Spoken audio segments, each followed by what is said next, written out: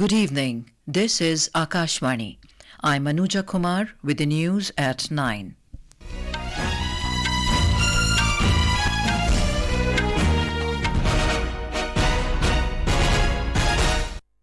The headlines. Centre to provide free food grains to over 81 crore beneficiaries for another 5 years under Pradhan Mantri Garib Kalyan Yojana. Union Cabinet approves continuation of fast-track special courts up to March 2026. Also clears terms of reference for 16th Finance Commission. United National Liberation Front of Manipur signs peace accord with centre and state government, agrees to renounce violence and join mainstream. All arrangements in place for assembly polls in Telangana tomorrow. Over 2,200 candidates in fray for 119 seats. And in Syed Modi International Badminton Tournament, Priyanshu Rajawat, Kiran and Sathish Karunakaran enter the second round of men's singles. Kidambi Srikanth bows out with a straight game loss. And now the news in detail. The government has extended the Pradhan Mantri Garib Kalyan Yojana for another 5 years from 1st of January 2024. Briefing media in New Delhi after the Union Cabinet meeting, Information and Broadcasting Minister Anurag Singh Thakur said, under the scheme, 5 kg of free food grains are being provided per month to over 81 crore poor in the country, and Antyodaya households get 35 kg of free food grains per month. देश में जितने चिन्हित परिवार हैं, उन परिवार के सदस्यों को प्रति माह 5 किलो खाद्यान्न मिलेगा। ये 81 करोड़ भारतीयों को इससे लाभ मिलता है। इसी तरह से अंत्योदय के परिवारों को 35 किलो प्रति माह खाद्यान्न मुफ्त में मिलता रहेगा और ये लगभग इससे 81 करोड़ लाभार्थी होंगे। कुल मिलाकर अगले 5 वर्षों में 11,80,000 करोड़ रुपए का खर्च भारत सरकार करेगी।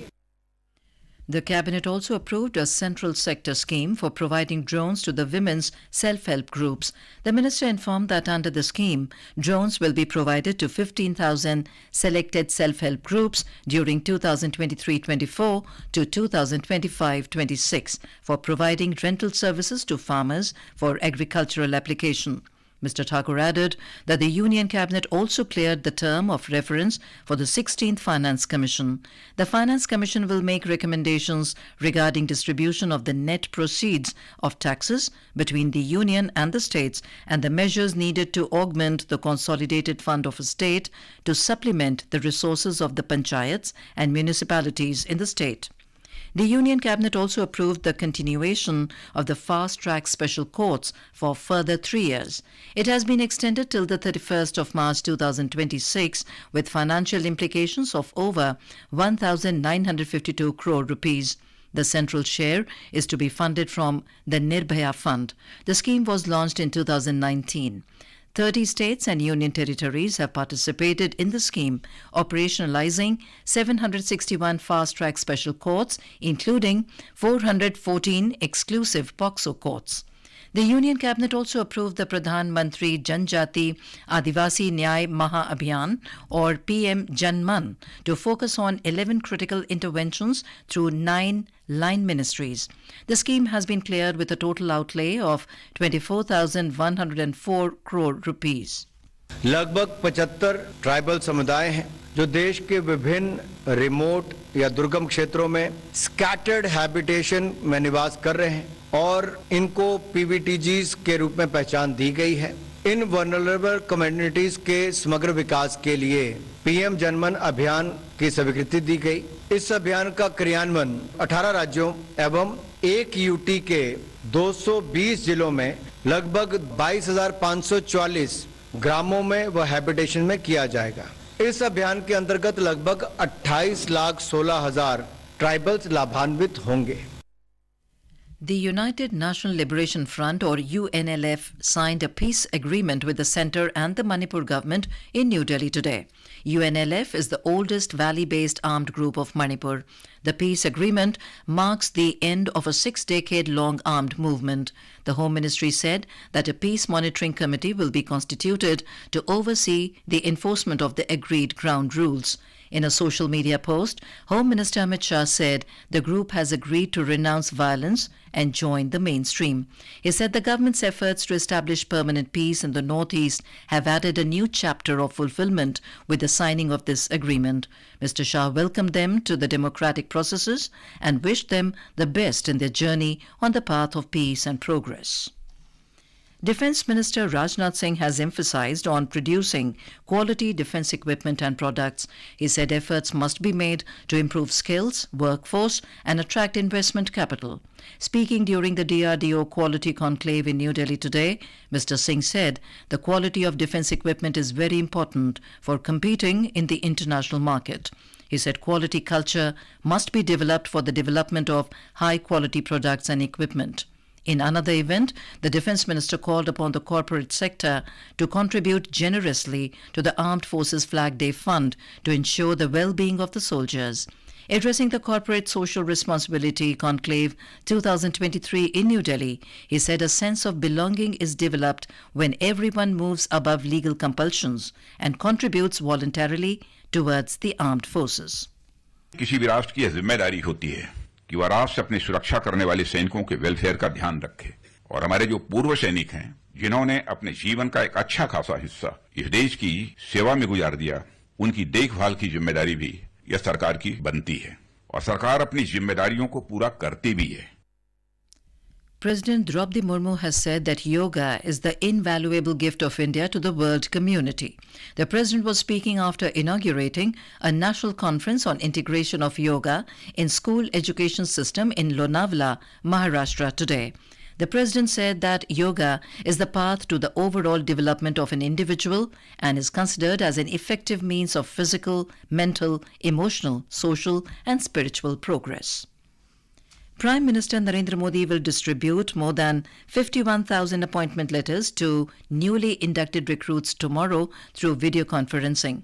The Prime Minister will also address the appointees on the occasion. Rozgar Mela will be held at 37 locations across the country. The recruitments are taking place across central government departments as well as state governments and union territories supporting this initiative. The new recruits selected from across the country will be joining the government in various ministries and departments. Union Women and Child Development Minister Smriti Irani today launched a guide on gender-inclusive communication in New Delhi. On the occasion, the minister spoke about the need for promoting gender-inclusive language.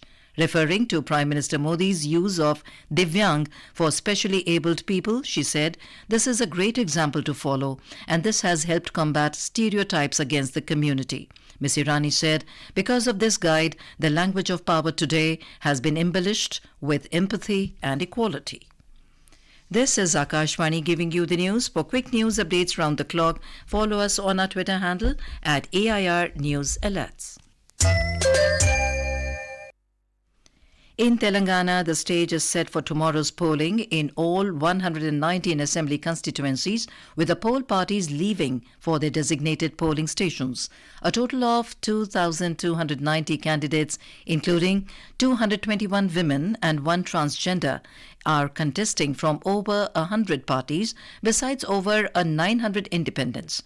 Over 3 crore 26 lakh electors will exercise their franchise at 35,655 polling stations from 7 a.m. till 5 p.m. tomorrow.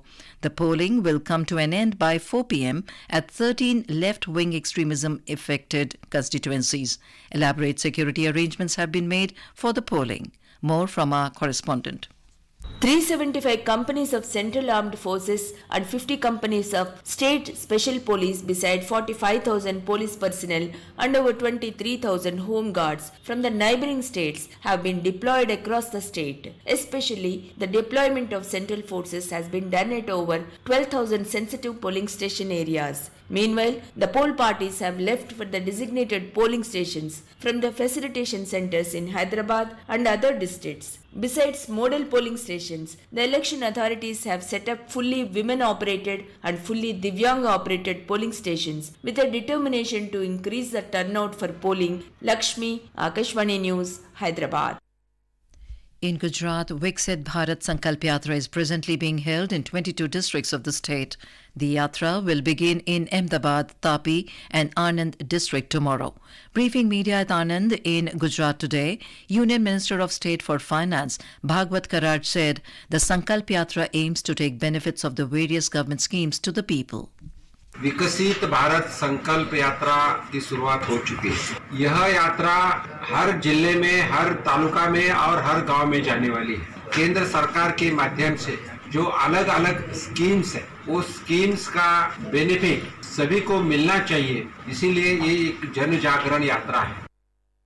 The Kerala High Court today directed the police that no coercive action should be taken till the 14th of next month against Union Minister Rajiv Chandrasekhar for making alleged provocative remarks causing religious disharmony. Justice C.S. Days issued the interim order on the plea moved by the minister for quashing the FIR registered against him by the Kerala police for allegedly posting provocative remarks through his social media page following the Kalamassery bomb blasts. Retired Indian Information Service Officer Dilip Kumar Ghosh has passed away. He breathed his last in New Delhi yesterday. He had worked as Joint Director in Akashvani. He also worked in Press Information Bureau and other media units of Information and Broadcasting Ministry. The High Commission of India penned pivotal agreements for the construction of 10,000 houses in Sri Lanka's plantation regions as part of Phase 4 of the Indian Housing Project. The agreements involve Sri Lanka's National Housing Development Authority and the State Engineering Corporation as the implementing agencies. The Phase 4 of the project spans across 11 districts and 6 provinces in Sri Lanka, aligning with India's commitment to deliver 60,000 houses under the Indian housing projects. The key domestic indices ended with gains even when most of the global share markets were negative. A report from the business desk. The Sensex rose 727 points to end at 66,901. The Nifty gained 206 points to settle at 20,096. In the forex market, the Indian rupee closed at 83 rupees and 32 paise against the US dollar. And in intraday trade, Brent crude was trading at $81.95 per barrel. Gaurang Dhawanlal for Akashvani News. In Jammu and Kashmir, the Meteorological Department predicted light to moderate rain over many places and snow over middle and higher reaches during the next 24 hours. In Tamil Nadu, the Regional Met Department has predicted a low-pressure area depression over the South Andaman Sea. It is likely to move west-northwestwards and intensify into a depression over Southeast Bay of Bengal tomorrow. Fishermen have been asked not to venture near the South Andaman Sea and also avoid fishing in South Bay of Bengal for a few more days. Fishermen in the deep sea have also been asked to return to the coast tonight. And in sports, in the Syed Modi India International Badminton Tournament in Lucknow, India's Kidambi Srikanth bowed out with a straight game loss in the opening round of men's singles. In other matches, Priyanshu Rajawat, Kiran and Sathish Karunakaran entered this second round. Young Unnati Huda shocked compatriot Akarshi Kashyap to make it to the second round of women's singles. Unnati rallied her way to a stunning 15-21, 21-19, 21-18 win over Kashyap in the round of 32. She will next face Japan's former world champion Nozomi Okuhara. Anupma Upadhyay and Ashmita Chaliha also progressed in the women's singles. In women's doubles, Ashwini Ponnappa and Tanisha Krasto notched up a 21-8, 21-9 win over compatriot Samriddhi Singh and Sonali Singh in the first round. The pair of Teresa Jolly and Gayatri Gopichand Pulela also advanced in the women's doubles. And now, before we end the bulletin, the headlines once again. Centre to provide free food grains to over 81 crore beneficiaries for another 5 years under Pradhan Mantri Garib Kalyan Yojana. Union Cabinet approves continuation of fast-track special courts up to March 2026. Also clears terms of reference for 16th Finance Commission. United National Liberation Front of Manipur signs peace accord with centre and state government, agrees to renounce violence and join mainstream. All arrangements in place for assembly polls in Telangana tomorrow. Over 2,200 candidates in fray for 119 seats. And in Syed Modi International Badminton Tournament, Priyanshu, Rajawat, Kiran and Sathish Karunakaran enter the second round of men's singles. That is all in the news at 9. Good night.